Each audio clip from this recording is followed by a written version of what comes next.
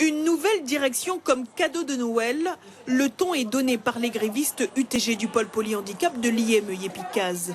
Au cœur du conflit, le manque de moyens humains, une vingtaine de salariés auraient quitté la structure, prévue pour accueillir 70 enfants et adolescents. L'Institut en accueille une quarantaine pour le moment. Le management des chefs de service est aussi pointé du doigt.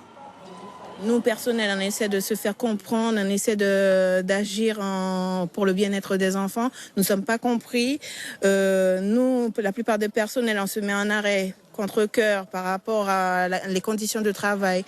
Nous n'arrivons plus à supporter le mépris du directeur, de la direction, des chefs de service. Nous n'en pouvons plus. Sur le piquet de grève, des parents apportent spontanément leur soutien au personnel. À l'image de Didi Davy, son fils de 6 ans est polyhandicapé et elle aussi regrette le manque de dialogue.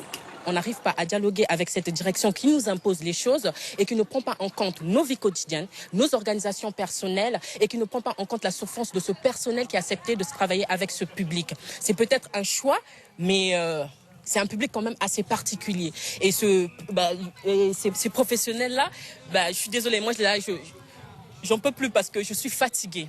Je suis fatiguée. On a les mêmes droits que tous les autres parents. On a le droit d'exister. Nos enfants ont le droit de vivre dignement. Aujourd'hui, nous avons des enfants qui sont en situation de polyhandicap. En tant que parents, ce qui nous reste, c'est la satisfaction de vie, le bien-être de nos enfants et la qualité de vie.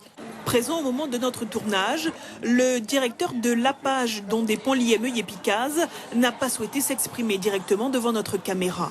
Sur ce conflit, c'est maître Jérôme Gay qui prend le relais. Pour lui, cette grève n'est pas légitime. Vous avez des représentants du personnel qui sont nommés par les salariés et qui, eux, n'étaient même pas prévenus de cette grève-là. Je veux dire, c'est quoi? D'où elle sort cette grève? Il y a un préavis de grève qui a été remis. Oui, qui n'était pas nécessaire d'ailleurs. Mais il a quand même été remis. Oui, mais et alors?